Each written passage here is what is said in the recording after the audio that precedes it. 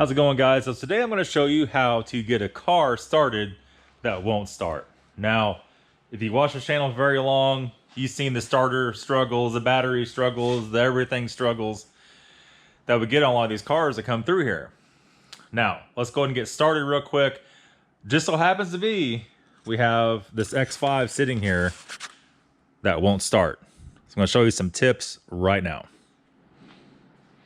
Okay, so this car has a bad starter, but you have to go through some different things to tell what the situation is.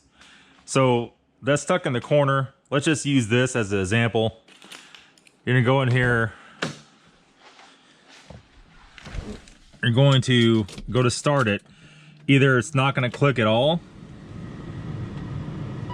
or it's gonna click but not start, right? So either one of those symptoms you're getting, the first thing you want to do, the very first thing, is make sure it's not the battery. So turn the key on. We'll come up here. The damn dinger's annoying. Make sure the headlights are on. Now, if you have HID lights, you may not be able to tell, right? It just depends. So if you don't, let's say you're at somewhere you don't have a battery tester, you don't have an ohm meter, you don't have none of that, a multimeter, nothing like that. You don't have a scanner with it, you have no way to tell, right? So go ahead and try to start it, turn the key, and look and see if your lights go dim. If they're halogen lights and they go totally out, or they dim down, you might have a problem. If it's not clicking at all, that means on the starter, it's not clicking the solenoid over, then you either got a solenoid problem or a starter motor problem, more than likely. All right, so the scenario is you're broken down, you have no tools. You might have a couple little tools in your toolbox. We're gonna come back here. The first thing we're gonna do, or the first thing I would do, is grab your battery terminals and try to turn them and see if they're loose, right? If you can turn them, that might be some of the issue.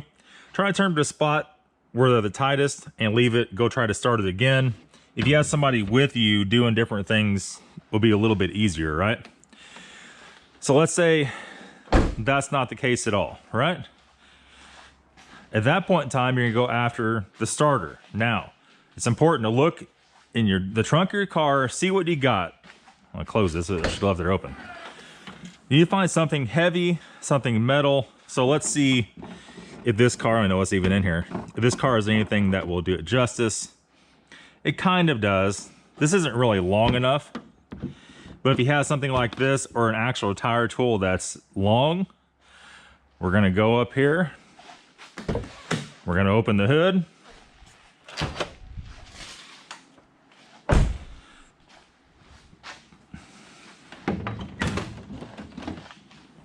We're going to locate the starter and know this car very well. I know I can access a starter through a hole down here. It's the same engine that X5 has. Just easier to show you on this, right? So this tool, you could get down there and you could bang on that starter. And depends on what's wrong with it, you're gonna wanna either bang on the solenoid or on the starter motor itself. It's gonna be hard to do with this little tire tool. If you have a bigger one, it's gonna be a lot easier. So you're gonna bang on here. Now here's the catch. You're just trying to get it started one more time to get your ass home, right?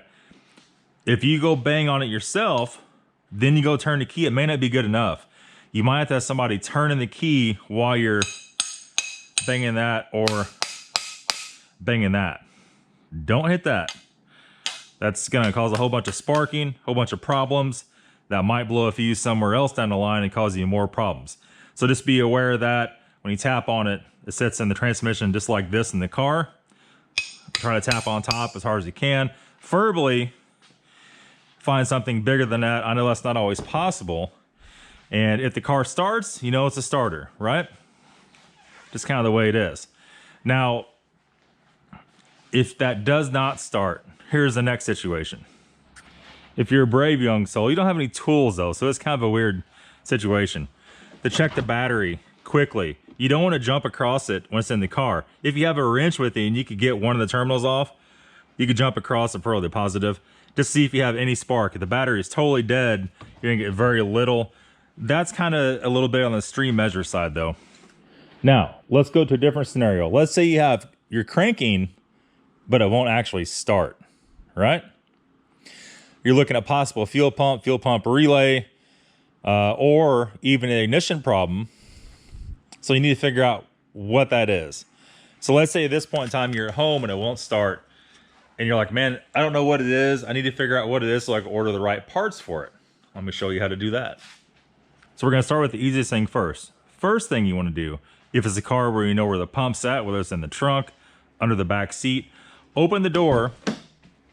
If it's under the back seat, pull the back seat up, go inside, and what you're gonna wanna do, a lot of cars won't prime the pump unless you actually crank the starter. Most cars these days will not prime it, you just turn the key on. You're gonna go inside and crank the starter with that back seat out, or have somebody listen and see if you can hear the pump running. That's the first and foremost thing to do. The next thing you could do is get some sort of flammable cleaner like this, right? No brand endorsement here, but it's just what I had laying on the shelf. Preferably you want something clean. You want something that's okay for auto control valves. This car's auto control valve doesn't care if you use this or gas or brake clean, doesn't really give a rat's ass, right? You're gonna find the intake boot, which is up here.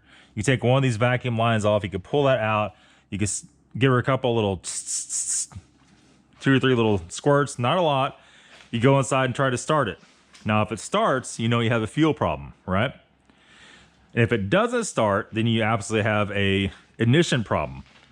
You either have a blown fuse, it could be, I mean, literally 100 different things, right?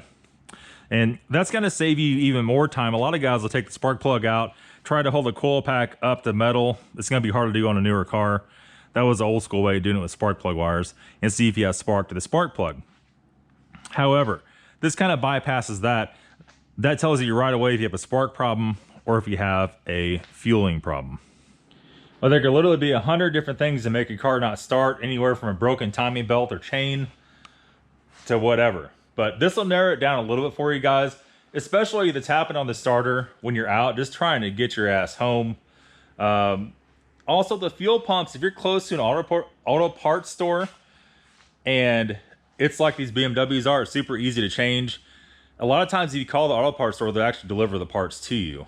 If you're broken down in the parking lot and you say, hey, you know, I need this delivered to me, especially if you have a debit card or credit card on you, where you can prepay it. I need these tools, I need this fuel pump. A lot of times you get it going right there on the side of the road if you're mechanically inclined. Hopefully this helps you guys out. Hopefully if you guys are stranded and have some of these issues, this clarifies. And this is for all cars, not just for BMWs by any stretch. We use the same thing on a lot of cars. It's gonna be it. Thanks for watching. Have a good day.